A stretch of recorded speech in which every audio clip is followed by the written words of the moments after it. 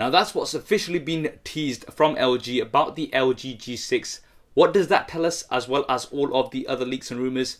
I'm Saf from Super Saf TV, and that's what we'll be finding out in this video. So the LG G5 was a pretty decent phone overall, I'd say, but it wasn't very successful, and that did come down to some criticism over the build and design, as well as the modularity, which didn't really work out as well as LG had hoped. So the first rumour is that LG will be ditching modularity altogether for the LG G6. I'm personally not complaining because I didn't even use it once for the G5. Now LG have teased a February launch date. When in February? Well, it's looking likely to be later in Feb. Around 26th of Feb is the date that's been rumoured, and that is around the time of Mobile World Congress, so that would make sense, and that is the date that you can expect to officially hear about the G6, with the launch coming shortly after. Normally we see the LG series around April time, but it looks like this year LG will be trying to push to try to get these out as soon as possible to make the most of the delay of the S8 because of the issues with the Note 7. So the current rumored date is the 10th of March when we'll be seeing the LG G6 on the shelves. That will be very early, and it'll be nice for them to get a head start over Samsung. Now in terms of the build and design, we've seen plenty of leaked renders, especially from case manufacturers, which are pretty accurate at this time of year. So they do paint, I'd say, 90% of the picture of what the device is going to be looking like. Some renders may be a little bit more out there, but these renders do go in line with the big screen, smaller body, because we have minimal bezels. That's something consistent across all leaked renders. Now in my opinion, that looks very, very nice, and LG have been known to make some great displays, so I think that is pretty convincing that we're going to be seeing some very, very small bezels. On the side, they're pretty much going to be non-existent if they're going to be there, and we're going to see some very small bezels on the top and bottom. For the build materials, we're looking at premium build materials, metal. Some rumors are saying possibly glass, but I would expect more of a metal build, possibly a reflective metal for the back plate, which we've seen on a few renders. Now you'll be able to customize the look of the G6 as well as any other smartphone with a D-brand skin, and thanks to D-brand for sponsoring this video. A D-brand skin is a great and inexpensive way to give your smartphone a unique look, and I'll be leaving a link to them in the description below if you want to check them out. Now the smaller bezels will also mean a larger display, which has been teased, so we can expect somewhere around 5.7 inches. That's what's being rumored most, but this shouldn't make the device too much larger to hold, so you should still be able to use it with one hand, something that's been teased once again from LG. Now the interesting thing about the display is it's likely to be a slightly different aspect ratio. So normally we have 16:9 on smartphones. The LG G6 is likely to have an 18:9 or 2:1, whatever you want to call it. Now this ratio should allow for better multitasking. I mean, if you're holding the device in landscape format, you are going to have two full squares side by side. So for multi-windows and things, this is going to be absolutely ideal. The new ratio is also going to mean that we're going to have a slightly different resolution. So instead of Quad HD, we're going to have Quad HD Plus, so slightly more pixels to make up for that additional length. And the reliable aspect of LG's teaser may mean that we have some form of a shatter resistant screen. That will be pretty dope, but if it's not that, then it might mean something like a screen replacement program that LG are going to be offering if you do shatter your display. Now what about the internals? What's going to be powering this massive display?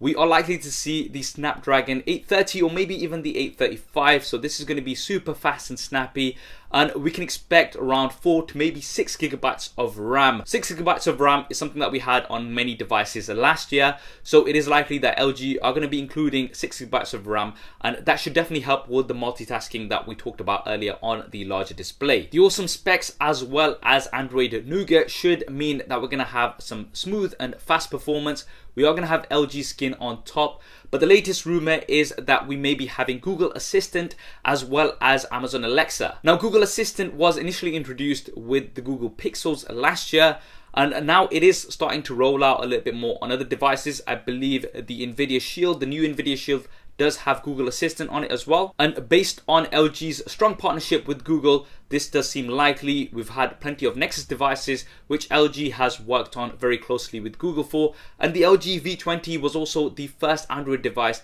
that shipped with Nougat out of the box. So I'd say that Google Assistant is looking very, very likely. Now in terms of the cameras, I can pretty much guarantee that we're going to have a dual camera setup. This was very successful for LG last year on the G5 as well as on the V20, where you have a standard lens as well as a super wide lens, which is absolutely great for landscapes and things like that because you can capture so much more in your shot. Now resolution wise, we're looking at 16 megapixels for the main camera and possibly also 16 megapixels for the secondary camera too, which will be absolutely epic. Traditionally we've had 8 megapixels for the secondary camera, but this may also go up to roughly about 12. I'd say 12 maybe a little bit more likely because it's in the middle, and the capture it all at once tease may mean that we can take images from both at the same time. So whenever you click the shutter button, you may be taking an image from the standard camera as well as the super wide camera.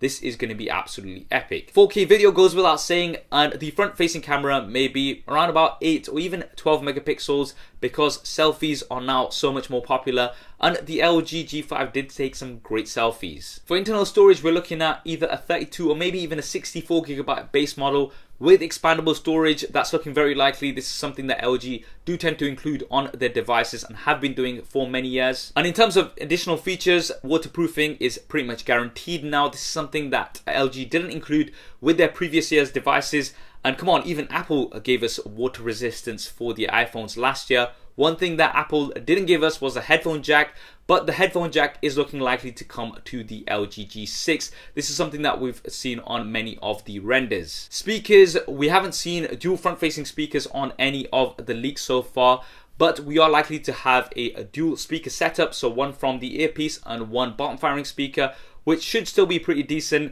And we may also have DAC support, so if you do plug in your headphones, you should be getting some much better quality audio. For the fingerprint scanner, I can almost guarantee that it's going to be on the back of the device. This is something that we've seen on the renders and something that LG has been doing for a very long time, and they work really well on the back, so I don't see a reason for LG to change this. Now for the battery, we're looking at roughly about 3000 milliamps an hour, maybe slightly larger, hopefully slightly larger. Now the big question around the battery is whether it's going to be removable or not. Traditionally, LG have offered us a removable battery, but this is the first time we're going to have a waterproof phone.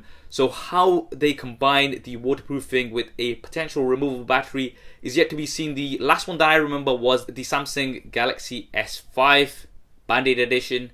So I don't know. Hopefully they can include a removable battery, would be good, but it is still a bit of a question mark. Another rumor is that we're going to have a heat pipe which should help disperse the heat. It's funny because of the Note 7. Now many manufacturers are kind of really looking at the safety side of things. It's 2017.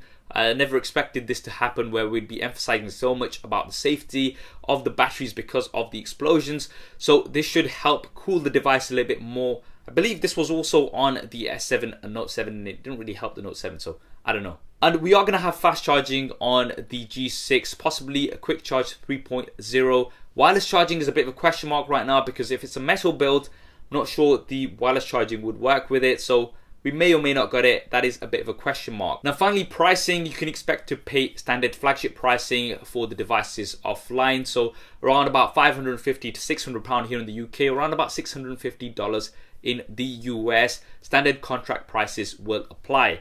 So those are all of the leaks and rumors of the LG G6 compacted in one video for you guys. I hope you enjoyed it and found it useful. If you did, then do hit that thumbs up button. What do you think of the LG G6? Drop me a comment below and let me know. Are you looking forward to it?